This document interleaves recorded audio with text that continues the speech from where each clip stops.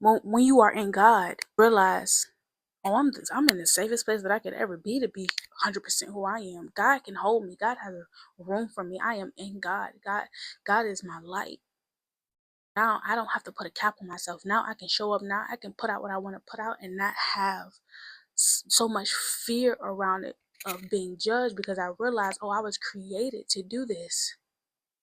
So I believe when it comes to isolation, two things can be true. I believe that one, God can put you in isolation, and I do believe He do that so that we can get to know His voice and all of these things, and we can get to know Him. But on the other side of that, I believe that we create isolation for ourselves, and we also prolong it because we distrust people. And I believe, for especially for, it was specifically for me, I'll just speak for me, that I didn't trust people because of an experience I had with a group of people or a person that made me feel like I couldn't trust nobody, that made me feel like I couldn't be vulnerable because it shut me down. And as a result of that experiences with those people or that person, I suffocated who I really was and put on somebody else so that I could survive in the world, not trusting people, not being able to show up as who I am because I don't trust that you'll receive me well. And so what do? I put on somebody else. And if you're anything like me, that pretty much translates to I'm gonna just be by myself, because I really don't know how to show up and be fake without all of this fear and all of this anxiety. And just let's be real, we were not meant to be held captive. We were not meant to be bottled up. We were meant to shine. And so anytime you're suffocating yourself and you're dimming your own light, it's suffocating and it causes fear and it causes anxiety. But I didn't trust people. And so what did I do? I just isolated because I don't want to show up as somebody I'm not. And I don't have, and it's a lot of energy. So I believe that sometimes we can take that experience we had with that one person or that group of people, and then we can start to put their faces on everybody else. So it's like, if they didn't love me and see me and know me and hear me and love me for who I was and the way I feel like I needed to be, then nobody will. Nobody will. And so as a result, I'm like, even the people that God will bring into my life, they did something that reminded me of something, that triggered something. I got to go back in that shell. And if I got to go back in that shell with you, I'm just going to isolate myself. And now you're treating everybody like that. And now it's causing your isolation to be prolonged, because even the people that God brung you to further you along in your journey, you shut them out because of how you see through a trauma lens. And so it creates this isolation, or this prolonged isolation, that God never even meant for you to have. So it's like, I'd rather be alone because I don't trust nobody. I don't trust somebody. But here's the revelation I got, right? First, I want to say this. I believe that part of the reason why this journey is so lonely is because you have to learn these things.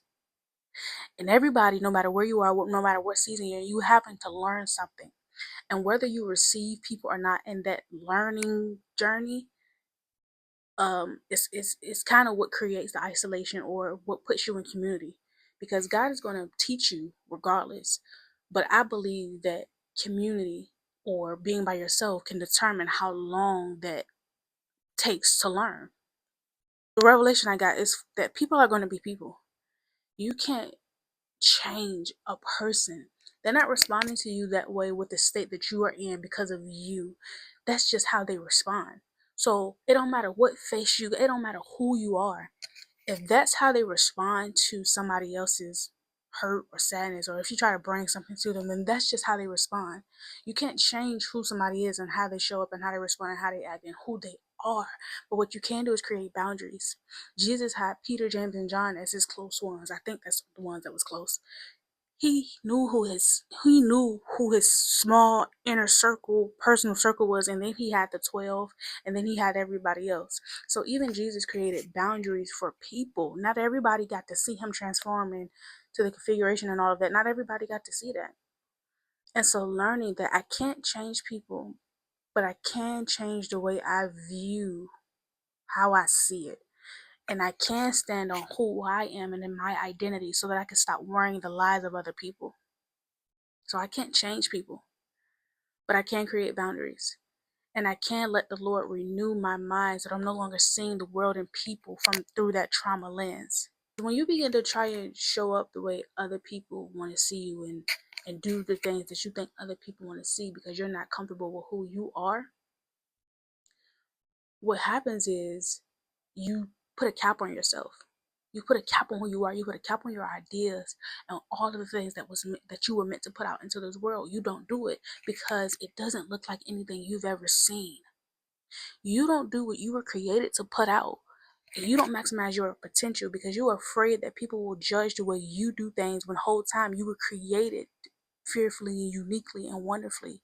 And so you were meant to be different. You were meant to stand out. You were meant to do something that looked a little weird to somebody else wouldn't do this, or you were meant to do what you may not even necessarily is able to picture, but because you are afraid, because you for so long tried to be who you thought they wanted you to be, or tried to do what you thought they wanted you to do, now you're like, oh, I don't want to do this because they might judge it, or they might look at it like this, or I gotta do it this way so that I gotta be careful, I gotta tiptoe, so that I'm not judged so harshly, because you're still working on this idea that if I show up fully as me, that's not safe. But now that when you are in God, you realize, oh, I'm in the safest place that I could ever be to be 100% who I am. God can hold me. God has a room for me. I am in God. God is my light. And so now I don't have to put a cap on myself. Now I can show up. Now I can put out what I want to put out and not have so much fear around it of being judged, because I realized, oh, I was created to do this. You're not dumb for not knowing this. I feel like the devil will try in certain times to be like, you should have knew this. You should have. I didn't. It didn't happen. And so what are you to do? You're not to look back. I personally am super grateful that I can look a bunch of young girls in their eyes in the future and say, I understand. I went through the same thing. And hopefully I can be what I believe that I didn't get for somebody else. Because now I have an understanding of somebody who is like me, who didn't even know that they were seeing the world through this view. And so my prayer is that we allow God to renew our minds and transform us so that we can see the world through his lens and not through trauma lenses. And that we are healing and being forgiving and letting go of the bitterness and letting people be them and standing firm in our own identity. And being okay with going first in that, because there's a lot more people than you realize that are isolated in their minds, because they aren't showing up freely who they were created to be either. Like I said before, sometimes it translates to loneliness. The natural introverts, I'd be fine by myself. But then you got the people who are really good at faking it. You got the people who are a people person. You got the people who are loud and who are all of these things, and you don't even know that they're putting on a character. You don't even know that their true self is suffocating because they're putting on the face because they feel like you won't love me for who I am. That's why when you look at somebody and have a deep, real, personal conversation that's not just surface level, what's your favorite color, and people melt because they feel something. They feel God in a way that they never have before. It's like, oh my goodness, I can be me here. And I hope I can create that space through this, that you can be you here, that you don't feel alone, that when you look at me, you see you and say, oh my goodness, thank God, I am not alone. You are not alone. And you have no need to be embarrassed or ashamed for this space, for being here. Being here is a part of life.